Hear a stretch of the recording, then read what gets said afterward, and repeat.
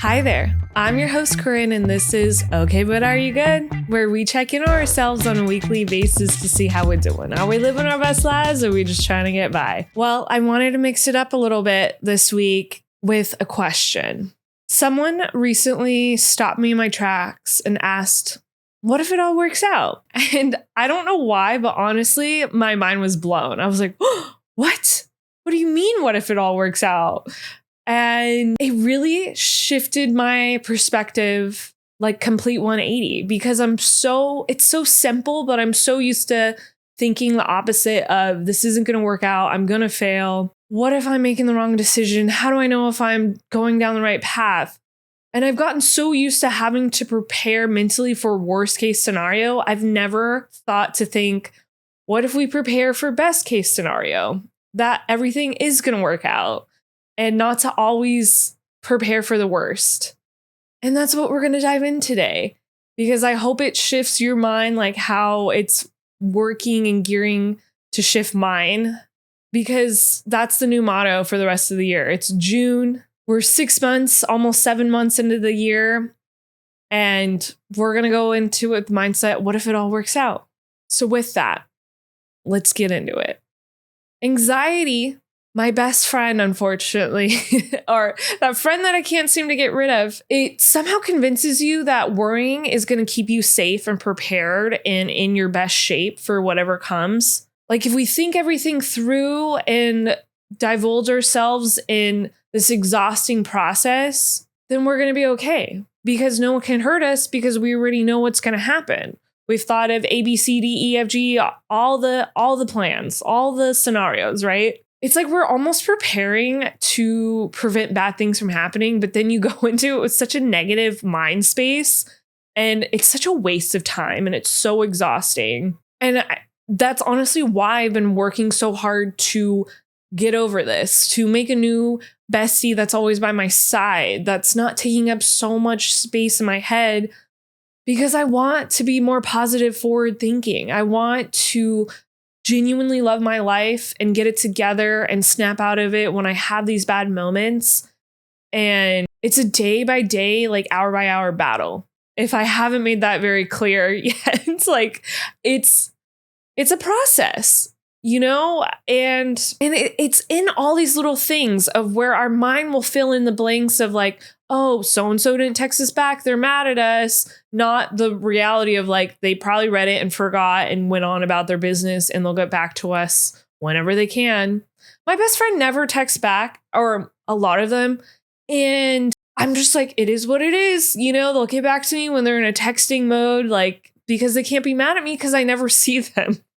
That's a problem for another day. But another scenario is like something doesn't go as planned. You know, I'm one of those people that like has their whole day planned out, even though like I haven't told anyone about it. I'm just expecting things to go in a certain way. And if it gets messed up, I'm like, I'm the problem. I messed everything up. This plan that I didn't communicate just got ruined, and now I'm in a bad mood. We're pausing that. We're not going to keep doing that. We're communicating what we want.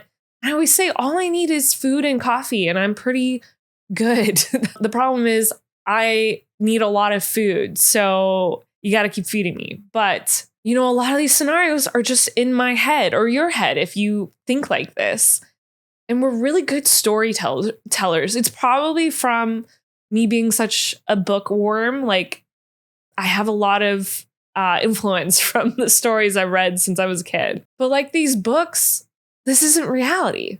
And a lot of the like anxious thinking, the worrying of like all the possible outcomes that could exist, they're based off fear of like everything going wrong. And it's not facts. And that's what I've been trying to separate in my mind of like, this isn't reality.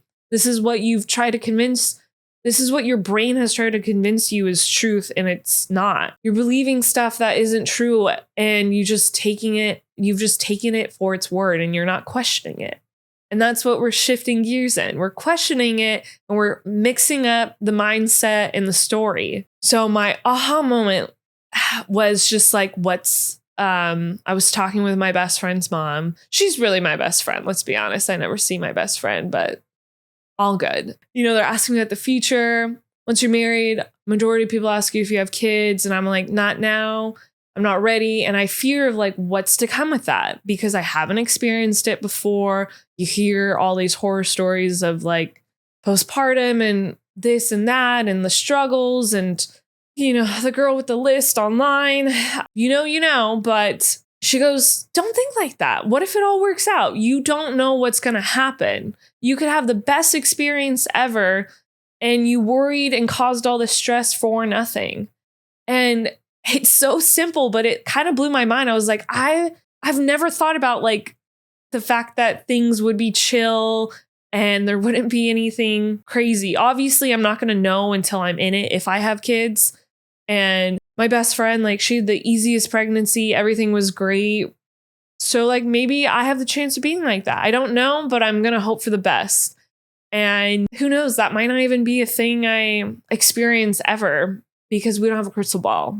I don't know what I'm going to do. So people just can't accept that like you don't know what the future holds. And you got to stop asking people. There needs to be a different question we ask people after they get married. Like, where's your next travel going to be? Or like, indulge in their hobbies. Let's shift from the kid mindset immediately because everyone wants different things. But with that question, it was based off like the future for me and kids, yes or no. I think it can really be geared towards everyday life, especially for someone like me that always is worst case scenario.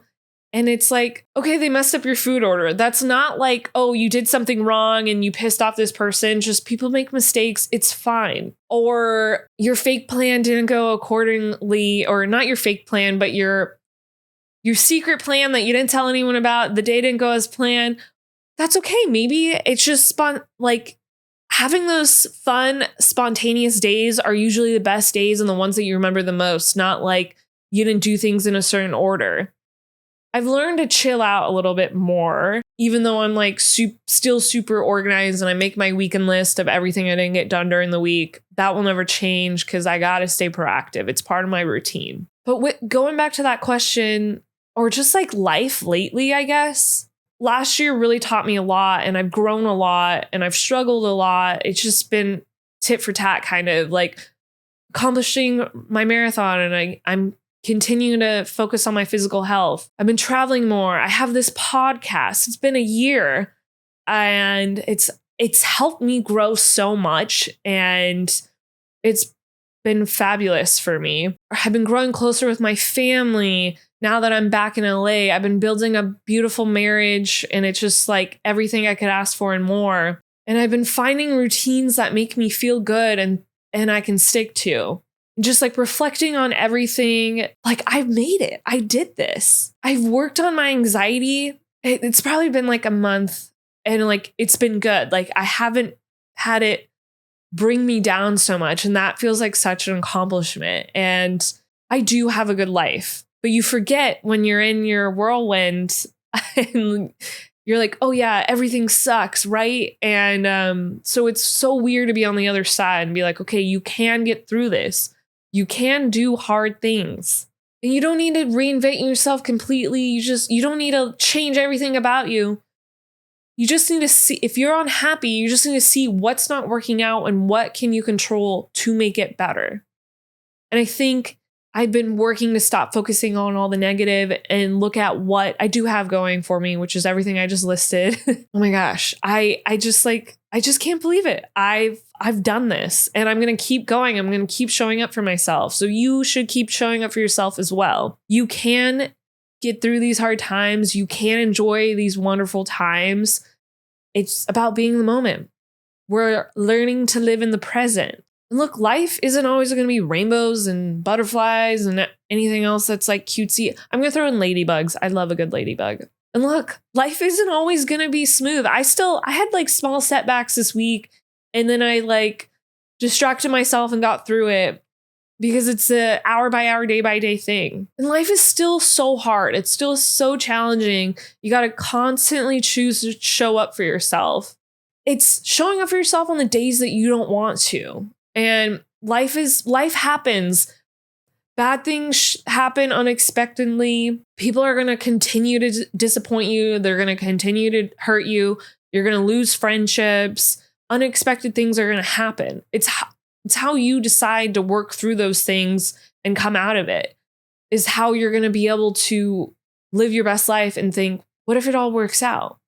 And if we stop focusing so much on worst case scenario and put our energy, the same amount of energy into best case scenario, I think our whole world will shift. I know mine is slowly starting. It hasn't been that much time, but I'm like, you got to chill out.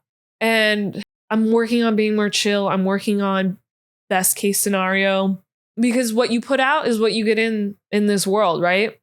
I'm going to be putting more positivity for myself and for others. And for the first half of the year, my training, it was like, you can do hard things. That still is my motto, but I'm really going to hone in on what if it all works out? What if you're exactly where you're supposed to be? Because the thing that you're most likely worrying about, it's going to work out. All the hard work you're putting into school work, your career, your hobby, it's going to start paying off. Those friendships you've been working hard at to like grow and like flourish, they're going to continue to get better. And you're going to keep showing up for them and yourself. And what if this next chapter of our life is better than these past ones? We don't know. But I'm hoping and manifesting for the best is yet to come. Because I feel like I've been living in my own shadows in this dark space for so long. And I'm really starting to hone in on like giving myself the permission that this is all going to work out and the best outcome is coming for me. Because none of us know what's going to happen next. Maybe someone out there does. I do not, though. So I have to keep working toward, the future is so uncertain, right? Time is of the essence. So I'm working on taking a break from making up all these bad case scenario stories in my head and changing them into positive ones, hopeful ones, because what if it all works out? And I think this is something that a lot of us need to ask ourselves more often. I'm still on this full force positivity ride, roller coaster. I can't think of anything better right now. And positivity journey. Yeah. That's cool. We'll take it. So join me. We're going to get through it. We've made it this far. Take with you what you will of this episode of what if it all works out? And don't forget to ask yourself, okay, but are you good? Thank you so much for listening in. Don't forget to like and subscribe, and I'll see you all next week. Bye.